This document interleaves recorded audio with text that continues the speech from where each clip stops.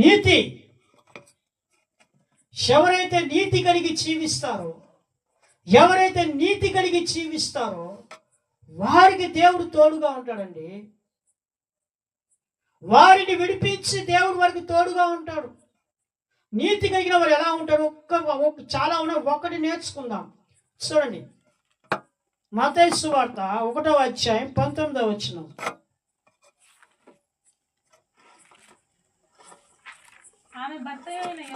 ఆమె భర్త అయిన యోసేపు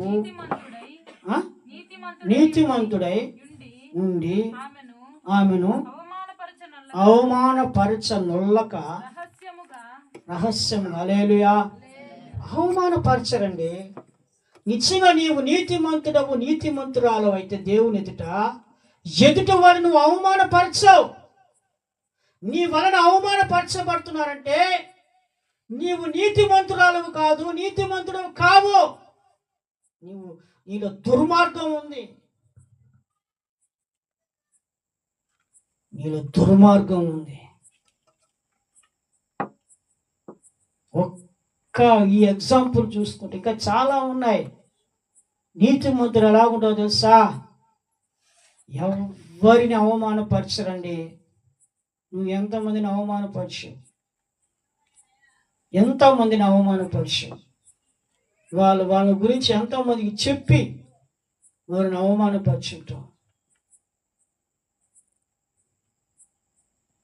ఎంతమందిని దూషించుంటాం, ఎంతమందిని ఆడిపోసుకున్నాం. ఎదుటివారిని బాధ పెట్టించరండి నీతిమంతులు. ఎదుటి వారికి బాధ కలగనీరు. రోజంట ఏడుస్తూ ఉంది. ఎందుకమ్మా ఈ కుటుంబం చాలా సమస్యలు ఉంది, ఎందుకమ్మా ఏడుస్తున్నారండి? అయ్యా 10,000 అప్పు తెచ్చామయ్యా, 10,000 ఏమో అట్టే ఉంది, వడ్డే 20,000-30,000 తినేశారయ్యా, కడుపు మండిపోతుంది.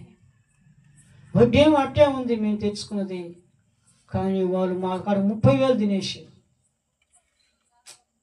అసలు నీతిమంతులు ఎదుటి వారికి అన్యాయం చేయరు,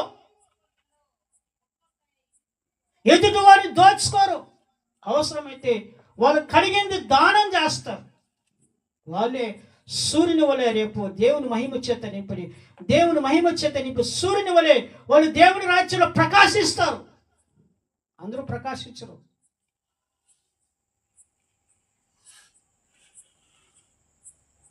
అసలు బైబిల్ చెప్తుంది వడ్డీకి బాక అని చెప్తుంది, వడ్డీగా ఇవ్వకూడదు.